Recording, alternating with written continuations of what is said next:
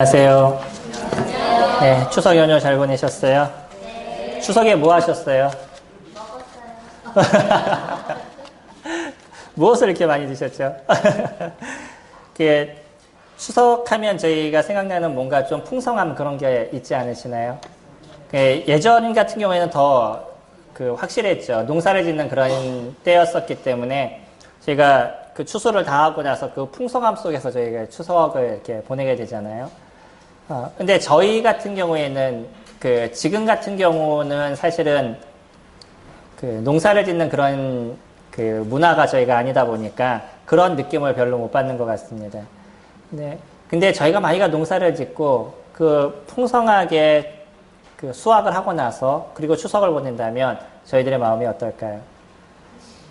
1년 동안 도우신 하나님께 진짜 감사하는 마음이 저희들이 일어나지 않겠어요? 추석은 사실 그런 날입니다. 우리 한국 고유의 명절이라고 얘기하지만 추석은 어느 나라나 다 가지고 있는 때죠. 그러니까 어느 나라 사람이든지 동일하게 생각하는 게 뭐냐면 수확을 하고 났었을 때 이 수확이 내가 수고하고 내가 노력해서 된 것이 아니라 누군가의 도움으로 인해서 된 것이다 라는 것을 모두가 다 알고 있었다는 거죠. 우리나라는 어떤 하늘님께서 도우셨다라고 생각하는 부분들이 많이 있고 또 조상들이 도우셔서 됐다라는 생각들을 갖는 부분이 있죠. 네. 그렇기 때문에 추석은요, 성도님들이 어떤 것을 이루는 시간들이 되셔야 되는 거냐면, 주님 앞에 우리의 인생을 인도하시고 또 우리의 삶을 이끌어 가시는 그런 하나님께 감사하는 그런 명절이 되셔야 되는 거죠. 그러니까 추석은 꼭 가족이 모이셔서 아니면 혼자 기도하시던 올 한 해를 나를 도우시고 인도하신 하나님께 감사를 드리시고 또 내년의 시간들을 또 이후의 시간들을 함께 하실 주님 앞에 의지하는 그런 시간들을 가지셔야 됩니다. 이러한 시간을 갖는 것과 같지 않는 것, 우리에게 어떤 차이가 있을까요? 한번 해보시기 바랍니다. 또 하셨던 분들도 계시는데 그런 시간들을 저희들이 가지면 하나님의 풍성하심과 그분의 도우심의 손길이 무엇인지를 저희들이 느끼는 시간들을 이뤄갈 수가 있습니다. 이게 뭐냐면 행함이에요. 해보느냐 하지 않느냐의 어떤 차이인 거죠. 지난주 저희 같이 나눴던 제목이 무엇이었냐면 날 향한 하나님의 계획 알아가기라는 시간을 가졌습니다. 계획을 알아가기 위해서 무엇을 해야 된다라고 말씀을 드렸죠. 행함이 있어야 된다라고 말씀을 드렸습니다. 행함이라는 그 자체는 무엇인가를 행동으로 옮기는 것을 제가 말씀을 드렸어요. 그것을 행동으로 옮기느냐, 옮기지 않느냐, 거기에 대한 차이가 엄청난 차이를 불러일으키게 되죠. 베드로가 고기를 잡으러 갔었을 때 밤새도록 수고를 했지만 얻지 못했습니다. 그때 예수님께서 아침에 오셔서 메시지를 전하고 나서 베드로에게 얘기하죠. 깊은 곳에 가서 그물을 내려라 라고 얘기했을 때 베드로는 그것이 100% 안 될 것을 알았어요. 왜 그러죠? 그는 바다에서 잔뼈가 굵은 사람입니다. 전문가가 누구냐면 예수님이 전문가가 아니라 베드로가 전문가예요. 그렇기 때문에 그곳에서 자기가 열심히 노력하고 왔기 때문에 이거는 100% 안 될 것을 그가 정확하게 알아요. 하지만 뭐라고 얘기했냐면 말씀에 의지해서 제가 그냥 한번 해볼게요. 가볼게요. 라고 얘기했어요. 그 하나가 엄청난 차이를 일으킨 걸 보셨죠. 안 될 걸 뻔히 알아요. 하지만 그냥 그래도 가볼게요. 라고 가서 그물을 내렸어요. 그가 믿음이 있었다 없었다 라고 보기에는 믿음이 대단했다라고 보기에는 어렵습니다. 그럼에도 불구하고 내가 해보겠습니다. 라고 얘기한 그 하나가 무엇을 만나게 되는 계기가 됐냐면 구세주를 만나는 계기가 됐던 거예요. 그분이 나와 다른 분이고 이 땅에 오신 하나님의 아들이심을 그가 베드로가 느낄 수 있는 그런 시간이 되었다는 거죠. 그게 무엇으로 이루어진 거냐면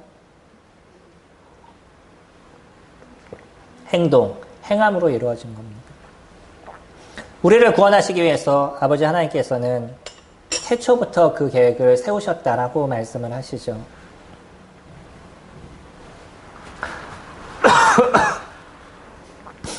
죄송합니다. 이제 또 가을이 오니까 목이 더 안 좋아지기 시작하나 봐요. 하나님께서 그 계획을 세우시고요.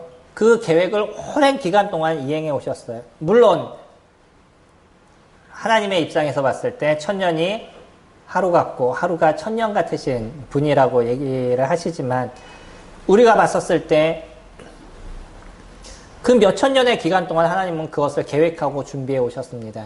그리고 나서 자신의 하나밖에 없는 아들 예수 그리스도를 저희 가운데 보내주셨어요.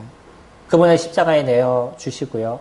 그분의 죽으심과 그분의 부활하심을 통해서 우리의 구원의 그 은혜를 이루어 주신 거죠. 만약 하나님께서 계획을 하시고 하지 않으셨다면요. 우리들의 모든 믿음은 헛것이고요. 우리가 하는 모든 행위는 다 헛것이 되는 것입니다. 하나님 그분께서 친히 그것을 이행해 주셨기 때문에 그로 인해서 우리 가운데 구원의 역사가 이루어지고 우리가 믿음 가운데 하나님의 자녀가 되는 권세를 얻을 수 있는 길이 저희들에게 열리게 된 거죠. 그분이 하심으로 만들어진 겁니다. 저희도 이제 그러면 우리 가정에 우리 아이들이 조금 더 나아지는 방향이 무엇인가라는 고민 속에 이번 주일부터 조금 가정이 바꿔서 하는 일이 있습니다. 저희 가정의 아이들, 저희 식구들을 제가 같이 믿음의 생활을 이뤄가는 데 있어서 우리들이 뭔가 좀 나아지는 방향을 찾아가야 되잖아요. 그러면 그것을 위해서는 어떤 행동에 대한 부분을 바꿔야 되는 것이죠. 변화가 없는 부분은 바꿔야 되는데 그것을 개인적으로 할 수 있으면 좋은데 개인적으로 잘 안 되면 단체적으로 해야 되는 거예요. 그래서 그것을 무엇인가를 바꿔가는 시간을 이번 주부터 가졌습니다. 앞으로도 그런 시간을 좀 가지려고 노력해요. 그러면서 그것이 우리 개인에게 있어서 나에게 습관이 딱 되어져 버리면 이제 스스로가 그 문제를 해결할 수 있는 부분들이 되어져 나가겠죠. 무엇인가 움직여 나가지 않으면 그 문제는 해결되지 않는다는 거예요. 그래서 우리에게 있어서 하나님의 계획을 알기 위해선 하나님께서 나에게 원하시는 뜻이 무엇인지를 알려주세요 라고 얘기하는 기도도 우리에게 중요하고 그러나 그것을 통해서 또 무엇이 만들어져 나가야 되냐면 내가 실질적으로 무엇인가 움직여 나가고 행동해 나가는 그 어떤 행함이 우리에게 이루어져 나가야 되는 거죠. 이런 문제가 일어났을 때 무엇인가가 만들어져 나가는 겁니다. 먼저는 기도를 해야 된다라고 저번 주에 말씀을 드렸을 때 기도를 드리는 그 자체가 이루어지지 않으면 하나님께서 하실 일들이 만들어지지 않는 거죠. 기도를 해야 된다는 중요성은 알아요. 근데 기도는 하지 않아요. 그럼 어떤 것이 이루어지겠냐는 거예요. 기도의 중요성을 아신다 그러면 기도를 하셔야 되고요. 아침에 일어나서 그 하루를 주님 앞에 의지하는 것이 중요하다는 것을 아신다면 아침에 눈을 뜨자마자 머리를 숙이시고 기도하는 시간들을 가지셔야 되는 거죠. 저희 집에도 가끔 이렇게 보는 광경이 있는데 일어나서 뒤돌아가지고 머리는 땅에 대고 힙부는 하늘로 올라가서 기도하고 있는 좀 무슨 말인지 아시죠? 예. 아침에 일어나면 하는 행동들이 있잖아요. 잠이 덜 땐 건지 기도하는 건지는 잘 모르겠지만 그러한 어떤 모습들을 보여줘. 이게 무엇인가 변화의 모습이 만들어져 가는 거. 그리고 그렇게 기도를 하게 됐으면서 때로는 졸기도 하지만 그렇게 기도하시면서 하루를 주님 앞에 의탁하게 됐었을 때 하나님께서 그 가운데서 하루의 여정을 어떻게 만들어 가시는지를 저희들이 보게 되는 거예요. 그게 무엇인가 행동으로 이루어져 나가는 행함으로 이루어져 나가는 그런 모습 속에서 이루어져 가는 겁니다.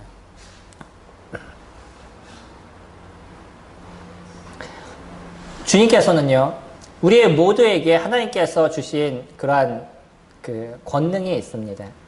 이 권능은 여러 가지로 우리가 얘기할 수 있지만 우리에게 주신 은사의 모습이 되어져 가는 거죠.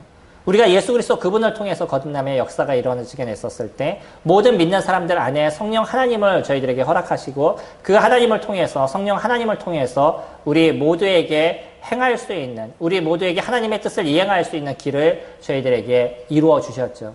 근데 그것을 알고 행하는 사람이 있는가 하면 그러지 못한 사람이 그 가운데 있겠죠. 그래서 저희들은요, 그런 하나님이 우리 가운데 우리 각자에게 주신 그런 뜻, 크게 우리가 얘기했었을 땐 하나님의 나라와 하나님의 영광을 위해서 우리가 살아가지만 각자 그 속에서 살아가는 길은 조금씩 다르다는 거예요. 저에게 주신 하나님의 뜻이 다르고 우리 성도님들에게 주신 하나님의 뜻이 다르고 그 하루하루 이행해 나가는 어떤 하나님의 뜻이 다른데 그런 것을 우리가 알아가기 위한 그런 시간들을 가져야 되는 거죠. 그거는 제일 먼저 그것을 알아가기 위한 어떤 행동이 이루어져 나가는 모습 속에서 만들어질 겁니다. 그게 어떤 것든 시도해 보셔요.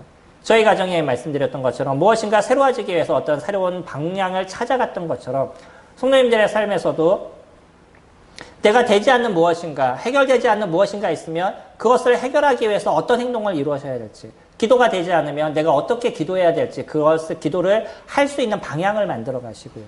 전도가 되지 않으면 전도를 위해서 내가 무엇인가 방향을 만들어 가셔야 되는 거예요. 그리고 그것을 실질적으로 이행해 보셔야 되는 거예요.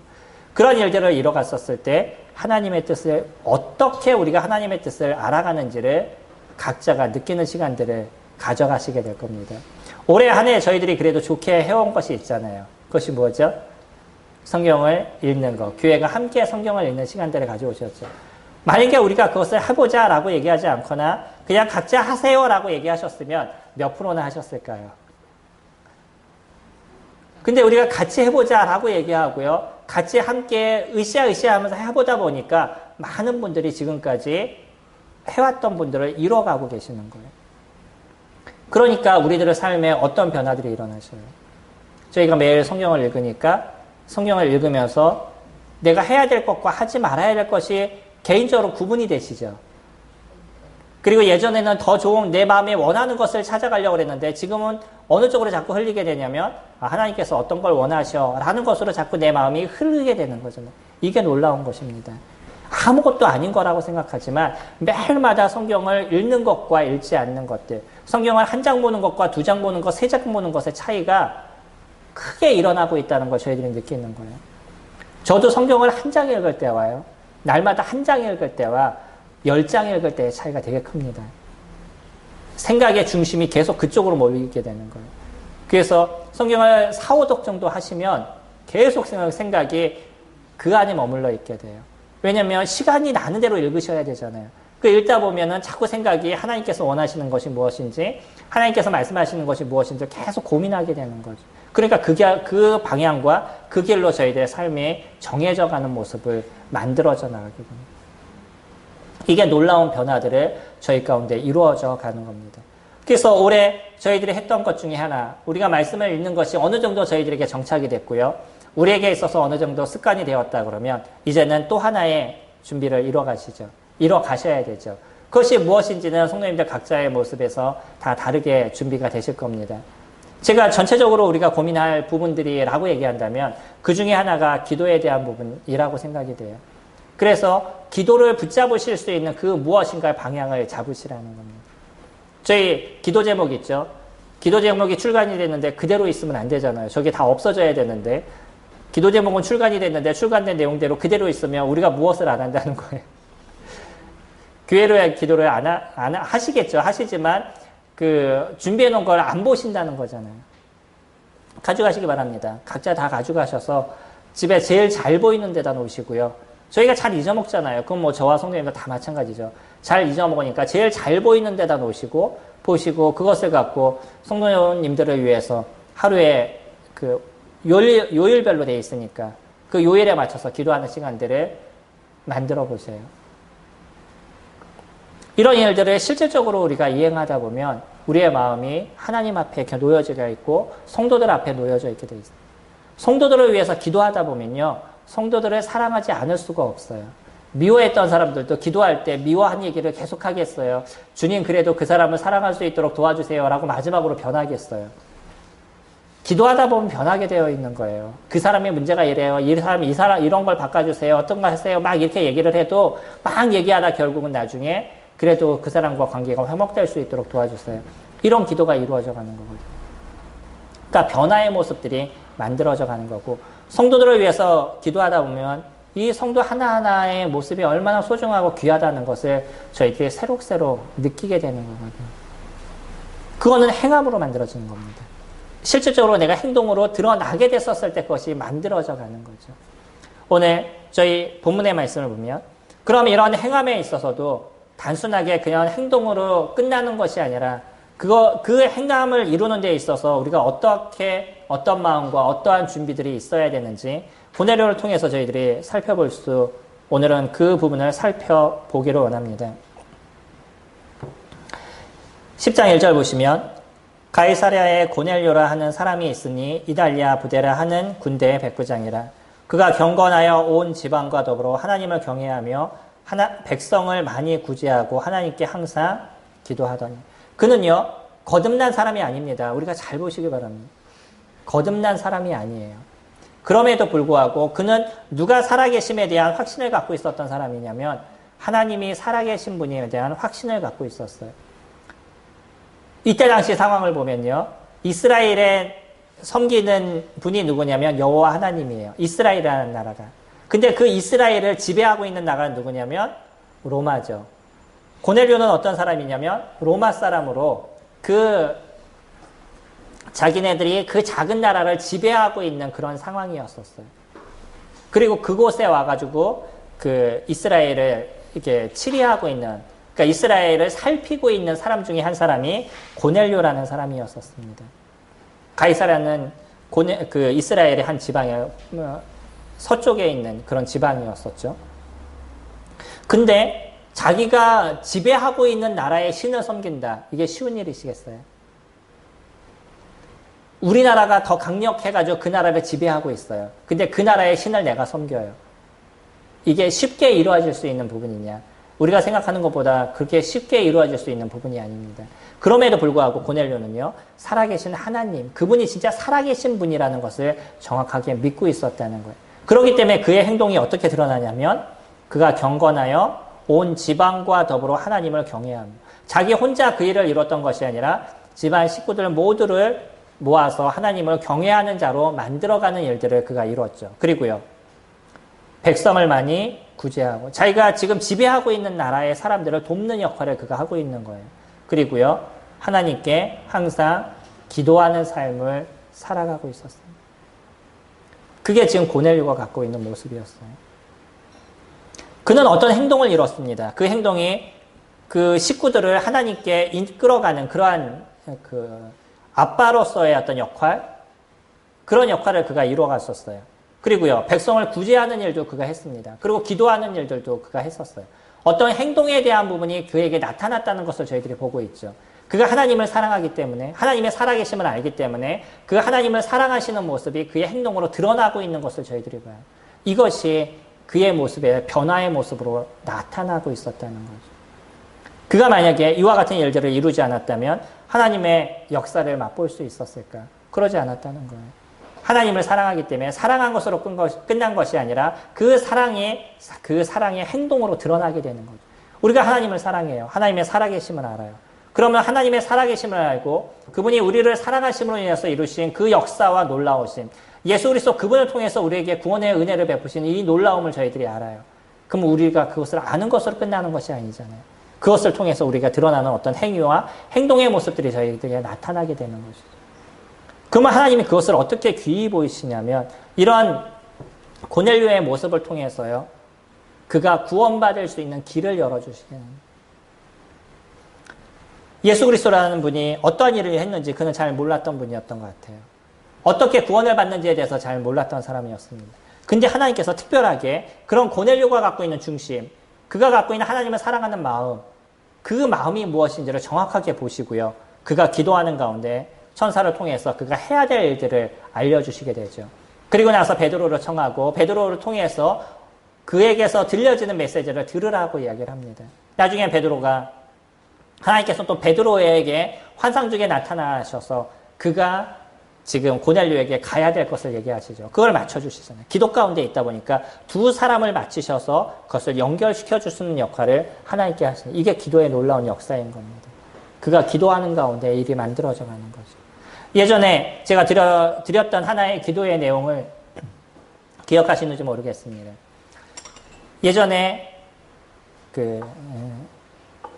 조지물러 형제님이 그냥 기도하고 있었는데, 이런 기도 가운데 그 고아를 먹이기 위해서 매일 기도로 고아를 먹이셨던 그런 일들을 이루셨잖아요. 어떤 후원을 받거나 이런 것이 아니라. 기도로 고아를 먹이는데 이제 그들에게 그 음식을 줘야 되는데 줄 수 있는 음식이 없는 거예요. 그러니까 그분이 할 수 있었던 게 뭐냐면 밤새 기도하는 일들, 그런 일들을 이루어갔었어요. 네, 그 스펄전이라는 분이 계시는데 그는 설교의 왕이다라고 얘기하는, 아주 설교의 대가라고 얘기하는 스펄전이라는 분이 계십니다. 네, 이 스펄전도 이제 어느 날 교회에 가서 메시지를 전하고 나서 많은 금액의 돈을 받았어요. 그래서 이 금액을 갖고 무엇을 쓸 것인가 이렇게 고민하는데 마음 가운데 계속 어떤 부담을 주님께서 주시냐면 너 그거 그 조지 밀러에게 가서 갖다 줘라 라는 얘기를 그런 어떤 마음을 계속 주시는 거예요. 근데 스펄전도 주님 제가 이것을 저희 교회를 위해서 써야 됩니다. 그 스펄전이라는 분은 저희와 교단이 다른 거죠. 그래서 우리 어떤 분들을 위해서 써야 됩니다. 라고 이제 계속 이렇게 얘기하는데 마음속에 계속 부담을 주시는 거예요. 그래서 안 되겠다 싶어서 그 돈을 그냥 가지고 조지 밀러 형제님한테 가셨어요. 그랬더니 그분이 지금 뭐 하고 있는 거냐면 그 아들을 위해서 기도하고 있는 그런 상황이었던 거예요. 다르지만 그거는 아무 상관이 없는 거예요. 주님 안에서 하나인 것이죠. 우리가 교단이 다른 것이 우리가 만들어 놓은 것이 하나님이 만들어 놓은 거였어요. 그 속에서 하나님께서 그의 필요를 공급하시는 거예요. 기도 가운데 만들어지는 역사에 대한 부분인 거죠. 기도하게 됐었을 때 하나님이 그 사람들을 감동시키고 그 사람들로 하여금 움직이게 만드는 거예요. 지금 베드로도 고넬료의 모습이 마찬가지예요. 고넬료가 그런 기도하고 있었을 때 베드로를 움직이셔서 그 베드로를 고넬료에게 보내주시는 거죠. 기도를 통해서 만들어진 겁니다. 근데 우리가 보는 것처럼 지금 고넬료가 어떤 사람이었냐면 그냥 경건한 사람이라고 얘기합니다.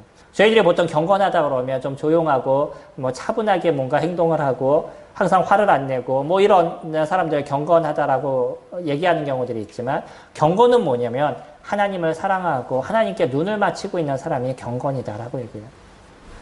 어떤 분이 책에서 그런 책을 적었는데 이야기를 했는데 제가 그 얘기를 들으면서 그래 그것이 맞아 라는 생각을 가졌습니다. 그분은 경건을 정의할 때 어떻게 정의를 하냐면 내 눈을 하나님께 고정하고 있는 것 이것을 경건이다. 그는 그렇게 표현을 했었어요. 우리가 하고 있는 어떤 행동의 어떤 차분함들 조용함들 이런 것이 아니라 내가 실질적으로 나의 삶이 하나님께 눈을 맞추고 있는 거죠. 하나님 중심적인 삶을 살아가고 있는 것 그것을 경건이다라고 얘기합니다. 저희들에게 있어서도요. 우리의 행함의 중심이 누구이셔야 되냐면 그것이 하나님이셔야 된다는 거예요. 우리가 어떤 행동을 하는 데 있어서 내가 이 행동을 하니까 나에게 무엇을 해주겠지. 내가 이 사람을 이렇게 도와주니까 저 사람이 나를 알아주겠지. 나를 고마워해 주겠지. 어떤 이런 것을 얘기하지 않는다는 것이에요. 우리가 어떤 행동을 하는 것이 그것이 왜 하는 것이냐면 하나님께서 얘기하신 거기 때문에 내가 어떤 사람을 도와주는 부분에 있어서도 그것이 하나님께서 원하시는 거기 때문에 다른 사람을 위해서 내 시간을 투자해 주는 것도 그것이 하나님이 원하시는 것이기 때문에 라고 얘기하는 그 하나님 중심적인 모습을 갖는 것. 그것이 우리에게 있어서 행함의 가장 중심이 되셔야 된다는 것. 만약에 이것이 되지 않으면 우리는 우리를 위해서 어떠한 일들을 이뤄가는 그런 모습들이 되어져 갈 수 있습니다. 주님이 우리에게 은사를 주셨다라고 얘기했죠. 권능을 주셨다고 말씀을 드렸죠. 사도행전 1장 8절은 그렇게 얘기합니다. 오직 성령이 너희에게 임하시면 너희가 권능을 받고 성령이 임하시면 모든 사람에게 받는 것이 있어요. 그것이 권능인 거죠. 모든 크리스찬들은요. 예수 그리스도를 영접하는 그 순간에 하나님이 주신 권능이 우리 가운데 있습니다. 이 권능은 여러 가지로 우리가 얘기할 수 있지만 그 중심적인 게 은사인 거예요. 우리가 그 은사를 갖고 우리는 하나님을 섬기도록 하나님께서 만들어주신 거예요. 이거는 모든 크리스찬들에게 주어진 겁니다. 저는 저에게 주신 하나님의 은사가 있어요. 그래서 그 은사를 지금 사용하고 있는 겁니다. 성도님들도 성도님들에게 주신 그 은사가 있죠. 그래서 그 은사를 모두가 사용하셔야 되는 거예요. 그런 은사가 이 교회가 아름답게 사용이 되어지면 지금 계신 이 많지 않은 우리 성도님이라 할지라도요. 엄청난 역사가 이 가운데서 일어나게 될 거예요. 우리 각자에게 주어진 은사가 사용되게 되었을 때.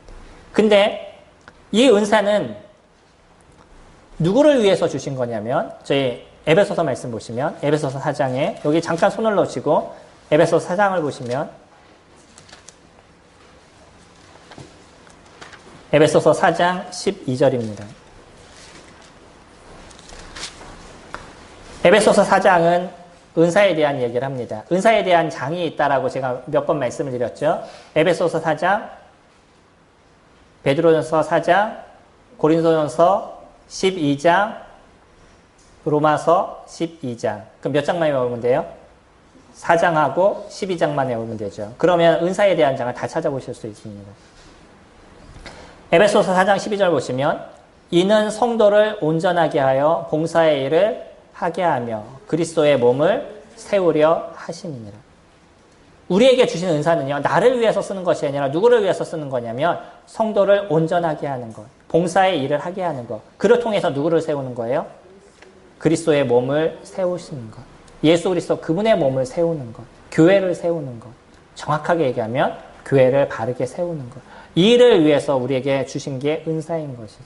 그러니까 우리가 사용하고 있는, 우리가 쓰고 있는 주님이 주시는 이 권능과 권세, 그것을 우리가 사용하는 것은 누구를 위한 것이냐면 예수 그리스도 그분을 위해서 우리가 쓰게 되어져 있는 것. 성도를 위해서 쓰게 되어져 있는 것. 이런 동기적인 것이 우리가 잘 만들어지게 됐었을 때 아름다움의 문제가 이루어져 나가는 거죠. 저희 교회는 다른 데서 할 수 없는 놀라운 것을 만들어갔는데 그것이 뭐냐면 무기명 헌금이에요. 다른 분들은 주보에 다 적혀 있잖아요. 어느 분이 얼마 헌금하셨습니다. 무슨 헌금을 하셨습니다. 아주 주보에 빽빽하게 적혀져 있죠. 저희는 그런 것을 적지 않습니다. 그뿐만 아니라 어떤 분이 무기명으로 얼마를 헌금하셨습니다. 이런 것도 얘기하지 않고요. 그냥 무기명으로 얼마가 헌금이 됐습니다. 이 정도만 저희들이 광고를 하죠. 아니, 내 돈을 누구에게 주는데 알려야 되잖아요. 내 수고를 이만큼 알려야죠. 그래야지 딴 사람들이, 저 사람이 유명한 사람이구나. 저 사람이 딴 사람을 위해서 수고를 많이 하는 사람이구나. 하는 것을 알죠. 근데 저희는 그러지 않는다는 거예요. 그 많은 물질을 섬기면서도 그 물질을 무기명으로 다른 사람에게 전해줄 수 있도록 그런 일들을 우리가 이뤄가는데 이게 우리들 안에 하나님 중심적인 마음이 있지 않고서는 절대 이루어질 수 없는 내용인 것이죠. 난 그래도 당신에게 이만큼 도와줬어 라는 것을 보이기 위해서는 그냥 내가 갖고 있는 돈을 그 사람에게 직접적으로 전달해주는 모습들을 저희들이 갖지만 그것도 귀한 거지만 근데 무기명으로 헌금을 한다는 게 얼마나 놀라운 것이에요. 전혀 나를 알리지 않고요. 그리고 그것을 그냥 그대로 그 사람을 도와주는 역할을 이뤄가는 거죠. 주님도 누가복음에서 재밌는 얘기를 하십니다. 네가 만약에 너 좋아하는 사람을 섬기는 도와주는 거는 그건 누구나 할 수 있는 거고 악한 사람도 할 수 있는 거야. 근데 너 싫어하는 사람을 네가 도와주는 것 그거는 아무나 하는 것이 아니야 라고 얘기했어요. 저희가 그러잖아요. 악한 아이들도 자기 친한 아는 잘 도와줘요. 그러지 않겠어요? 근데 어려운 사람들, 이런 사람들을 우리가 아무런 이유 없이 조건 없이 도와줄 수도 있는 것. 주님은 놀랍게 얘기하시는데 어떤 면에 있어서 이게 쉽지 않다라는 생각을 가질 때가 있는데 그 중에 하나가 그런 겁니다. 내가 돈을 꿔주는데 받을 생각 하지 말고 빌려주라는 거예요. 성도님도 돈을 빌려주실 때 받을 생각 안 하면서 돈을 빌려주시나요? 그러니까 최소 내가 누구에게 돈을 빌려줄 때는요. 받을 생각을 안 하시고 빌려줄 수 있는. 그러니까 가급적이면 저희가 돈 거래는 안 했으면 좋겠다라는 마음을 저는 갖습니다. 이것이 성도의 마음을 상하게 하는 것이에요. 진짜 내가 그 사람을 도와주기 위해서 그렇게 손을 벌려야 된다면 혹시 못 받아도 마음이 상하지 않을 선에서 일을 이루어 주시면 좋을 것 같습니다. 이게 놀라운 거예요. 누구 중심이 아니면 이것이 이루어지지 않겠어요. 하나님 중심이 아니면 이것은 만들어지지 않는다는 거예요. 그러니까 우리들의 행함은요. 누구 중심적으로 이루어져야 되냐면 하나님을 위한 모습들이 돼야 되는 거죠. 우리가 섬기는 모든 삶이 하나님을 위한 것입니다. 주중에 나와서 교회를 섬기거나 아니면 주중에 성도를 섬기거나 주중에 누구를 위해서 기도하거나 이런 모든 것이 누구를 섬기는 것이냐면 하나님을 섬기는 것이 되어야 되는 것이고요. 그렇기 때문에 그 하나하나를 소중하게 여기고 귀하게 여기셔야 됩니다. 성도님들이 맡고 있는 교회에 많은 일들이 있습니다. 이런 일들이 그냥 내가 그래도 이 정도는 교회에 있으니까 해야 되지 이런 것이 아니고요. 그 하나를 섬기는 그 자체가 얼마나 소중하고 귀한 것인지 그 하나가 하나님께 얼마나 큰 영광이 되는 것인지를 기억하시면서 그 일을 이루어 가시면 그 일 자체가 너무나 소중하고 아름다운 것이 되는 것입니다. 근데 그냥 내가 뭐 이 정도는 하지라고 얘기하시면 그건 누구 중심이 되는 거냐면 내 중심이 되어져 가는 거예요. 섬김의 중심은 누가 되어야 된다고요? 하나님이 되셔야 됩니다. 다시 우리 본문으로 돌아가서 사도행전 10장 말씀 보시면 그의 모습을 그렇게 표현합니다. 그는 경건하여 제가 경건이라는 말씀을 드릴 때 하나님께 눈을 고정하는 것이라고 얘기를 했죠. 그리고 나서 그가 했던 행동들이 집안과 더불어 하나님을 경외하며 백성을 많이 구제하고 하나님께 항상 기도하는 삶을 그가 살아갔다라고 얘기해요. 그 중심에는 결국 무엇이 있는 거냐면 그가 죄에서부터 떠나 있는 그런 인생을 살아갔다는 겁니다. 하나님의 뜻을 알기 위한 것, 그래서 우리가 어떤 행함을 이루는 것, 거기에서 절대적으로 우리가 고민해야 되는 한 가지가 무엇이냐면 죄에 대한 문제를 벗어가는 그런 시간들을 저희들이 가져가야 된다는 거예요.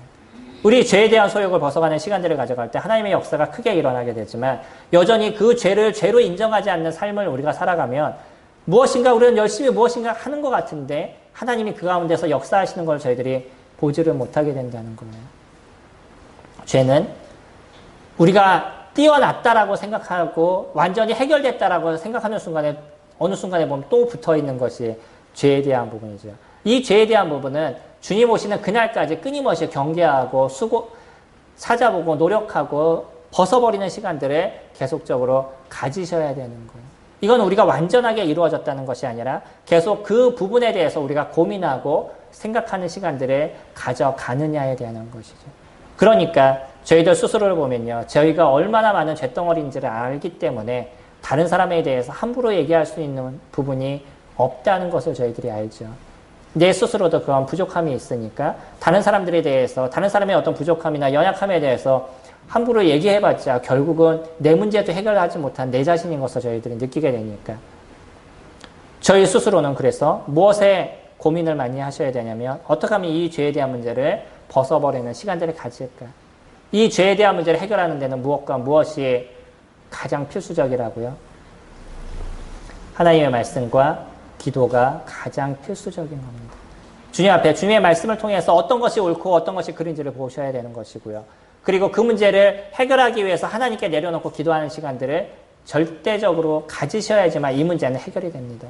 그러지 않으면 해결이 되지 않아요. 우리 가인과 아벨을 아시죠? 그때 아벨을 향해서 하나님이 하셨던 얘기. 창세기 4장에 보면 그런 얘기를 하십니다. 죄는 너를 원하나? 라고 얘기를 해요. 너는 죄를 이길지어다 라고 얘기합니다. 죄가 너를 원하고 있다라고 얘기하는 거예요. 네. 한번 보실까요? 창세기 4장 7절 보시면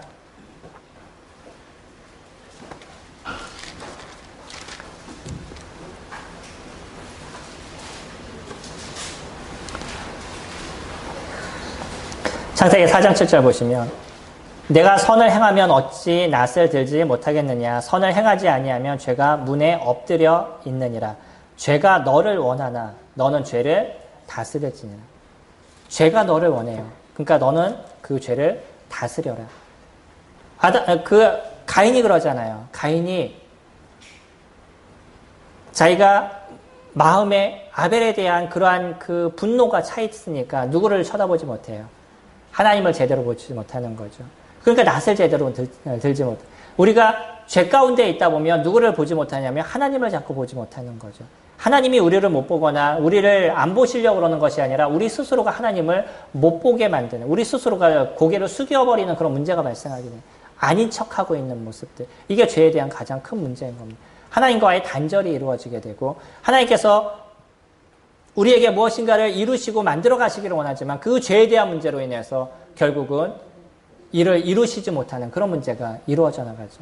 이게 우리들의 문제입니다. 죄는 언제나 누구를 원하고 있냐면 저희들을 원하고 있어요.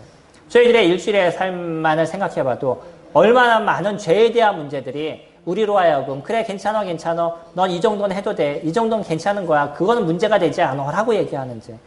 왜 추석에 그 연휴 동안에 남는 시간을 더 하나님께 기도하고 감사의 시간을 가져야 되는데 추석만 되면은 정신없이 놀고 정신이 없어서 성경을 읽기가 힘들어지고 뭐 이런 시간 이렇게 되어져 버리는지 그러지 않으시나요?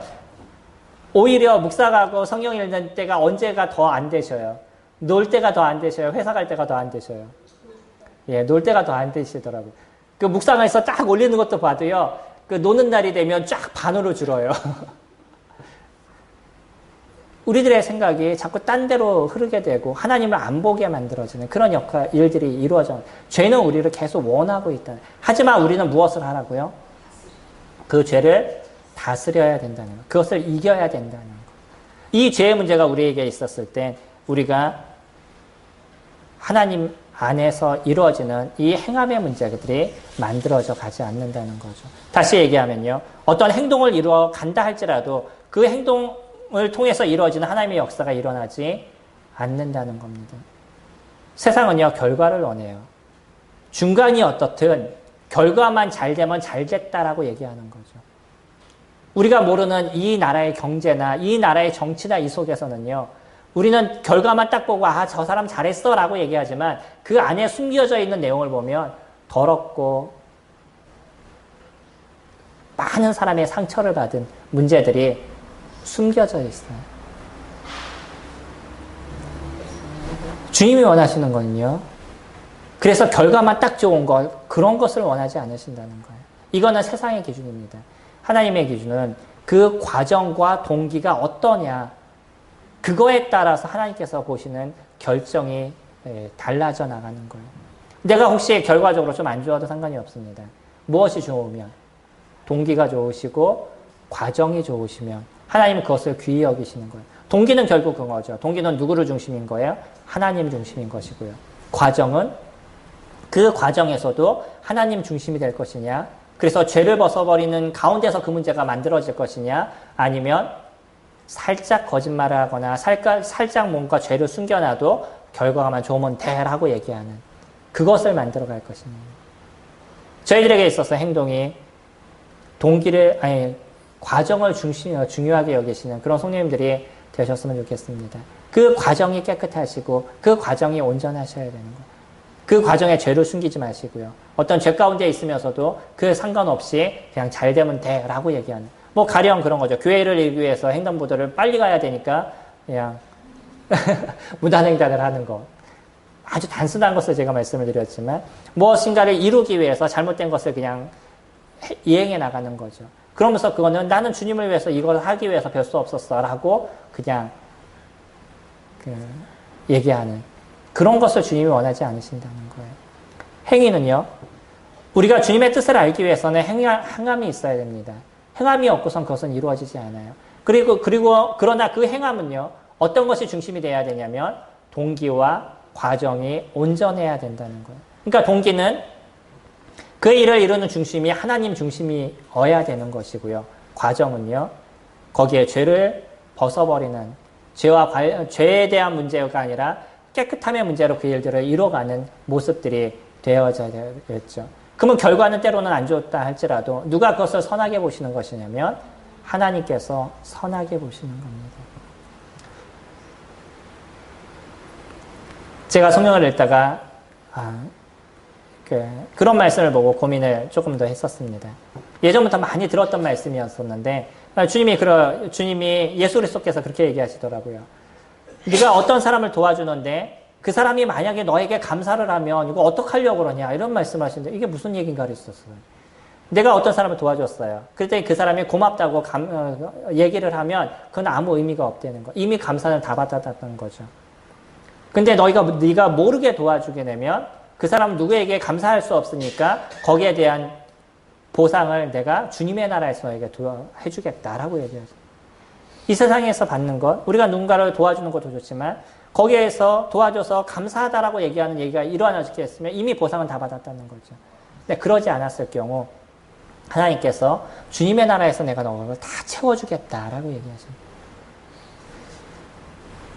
우리는 주님을 섬기는 일에 있어서 그 중심이 주님 중심적인 겁니다.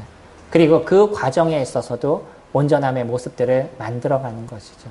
그 속에서 우리는 무엇을 볼 수 있냐면 하나님이 어떠한 일들을 이루어가시는지에 대한 하나님의 역사를 저희들이 볼 수가 있어요. 그리고 그래서 그 속에서 느껴지는 것이 하나님의 뜻이 무엇인지를 저희들이 알 수가 있습니다.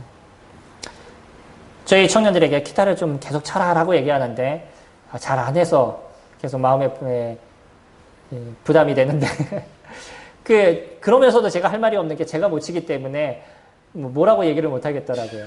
몇 번 저도 이제 기타를 쳐보려고 노력을 하는데 남들은 이렇게 그냥 치면 소리가 잘 나는데 왜 저는 이렇게 소리가 안 나는지 그게 왜 그러겠어요. 집어야 되는 코드를 정확하게 잡아야 돼요. 그리고 그 코드를 잘 눌러야 됩니다. 그걸 잘못 누르면 띵 소리가 나는 게 틱 소리가 나요.